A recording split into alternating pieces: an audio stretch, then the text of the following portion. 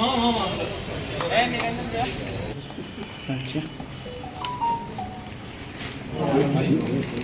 Photo खींच ले sir.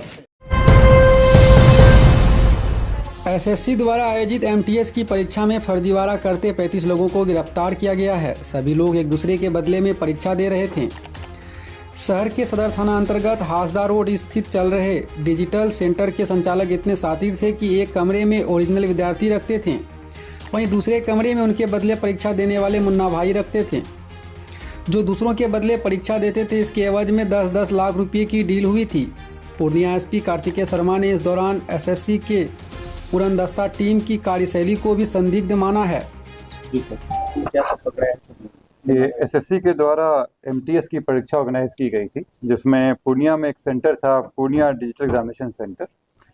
इस सेंटर में जानकारी मिली कि इसमें कुछ छात्रों के बदले में कोई अन्य छात्र वहाँ एग्जामिनेशन दे रहे हैं, और इसी में एक टीम का गठन किया गया था। और उस टीम के द्वारा जब वहाँ जांच करने के लिए पहुँचा गया तो कल शाम के जो तीसरा शिफ्ट था उसके एग्जामिनेशन में लोगों की जांच की गई तो पाया गया कि जो लोग वहाँ पे एग्ज़ाम दे रहे हैं उनका बायोमेट्रिक मैच नहीं कर रहा है। मतलब कि जो जिन लोगों को एग्ज़ाम देना था उनकी जगह पे कोई और थे। इसमें जब फर्दर जांच कराया गया तो इसमें एक विचित्र बात आई कि जब इनिशियली एंट्री कराया गया था तो सभी के बायोमेट्रिक चेक हुए थे। उसमें जब वहाँ पे जांच शुरू किया गया तो पता चला कि उसी बिल्डिंग से सटे हुए, जिसमें एक दीवार शेयर हो रहा है, दूसरे साइड में ओरिजिनल कैंडिडेट्स बैठे हुए हैं, और एक तार के थ्रू जो बायोमेट्रिक का मशीन है वो एक दूसरे कमरे में भी दिया गया है, जहां से वो लोग अपना अपना बायोमेट्रिक बना रहे हैं। और जो फर्जी छात्र हैं उनके केवल खानापूर्ति के नाम पे उनको यहाँ पे एंट्री कराया जा रहा है। यानी कि जो ओरिजिनल छात्र हैं उनका फ़ोटो खींच के उनको दूसरे कमरे में बैठाया गया और जहाँ से उनकी बायोमेट्रिक कराई गई। साथ ही एग्ज़ाम के जो एक फॉर्म होता है जिसमें उनको अपने स्वयं से लिखना होता है, यह भी उनको पास कराया गया, और जो ओरिजिनल छात्र थे जो दूसरे कमरे में बैठे हुए थे उनसे लिखवा के यहाँ दिया गया। इससे स्पष्ट है कि उसमें जो वहाँ पे कर्मचारी थे उनकी भी मिली भगत है, सेंटर में भी। और जो वहाँ पकड़ाए लोग हैं उन लोगों से बात से पता चला कि ये कुछ दिनों से चल रहा था, और कुछ जो फर्जी कैंडिडेट जो एग्ज़ाम देने आए हुए थे वो कई शिफ्ट में यहाँ बैठ चुके हैं। इसमें फ़िलहाल वहाँ से हम लोग के द्वारा करीब 35 लोगों की गिरफ्तारी की गई है, जिसमें से 7 कर्मचारी हैं, 14 हैं जो अन्य फर्जी लोग अन्य लोगों के लिए एग्ज़ाम लिखने के लिए आए हुए थे वहाँ सेंटर से, और बाकी जो कैंडिडेट्स थे दूसरे कमरे में रखे गए थे। इसके अलावा उसमें पता चला कि कई कमरों में होटल में बुक किए गए थे जहाँ पे इन लोगों को रखा जाता था और इनसे बुला के यहाँ पे किया जाता था।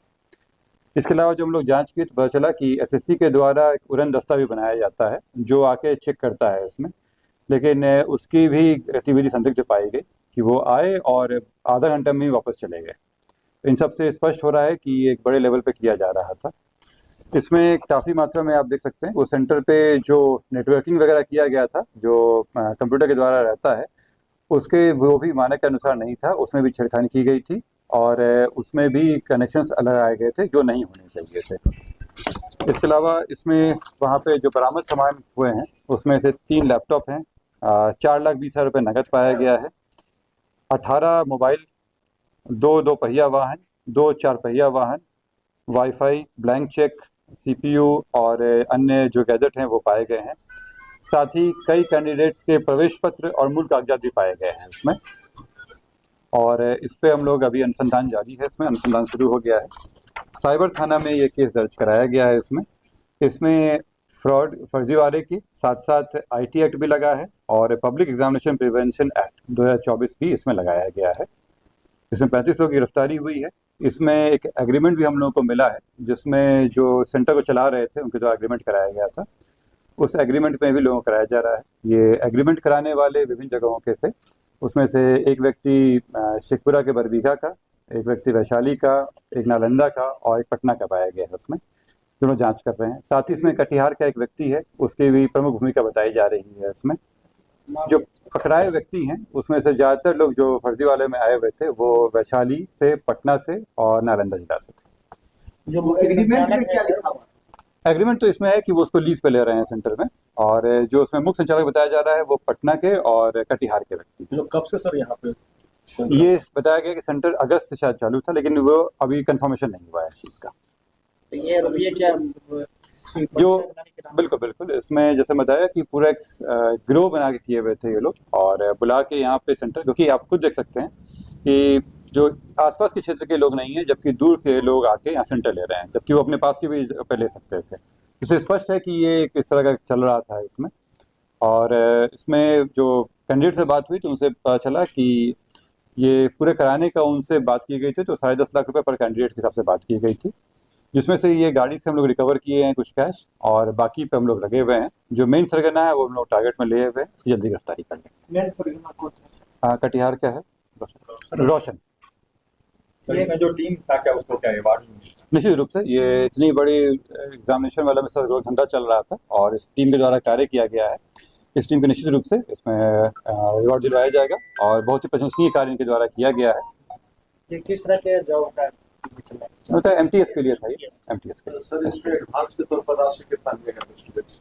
नहीं, वही बताया कि अभी तक जो स्टूडेंट द्वारा बताया गया है कि उनके द्वारा जो विजिबल एजेंट है उनके द्वारा बताया गया कि 10-10.5 लाख रुपए पर कैंडिडेट के हिसाब से किया गया था। कुछ लोग कुछ पैसा दिए थे, सब लोग के द्वारा वो पैसा का अभी पुष्टि नहीं हुआ है। स्टेट लेवल का नेक्सस इन्वॉल्व है क्या इसमें? ये तो क्लियर कट है कि अलग अलग विभिन्न जिलों के हैं, और इसमें से मैं बताया कि अलग जिलों कटिहार के भी व्यक्ति हैं, पटना से भी लोग हैं, तो विभिन्न जिलों से हैं लोग हैं। स्टेट लेवल पे तो चली जाती है। एसएससी के जो विभाग के लोग चले थे उनकी गतिविधि भी संदिग्ध है।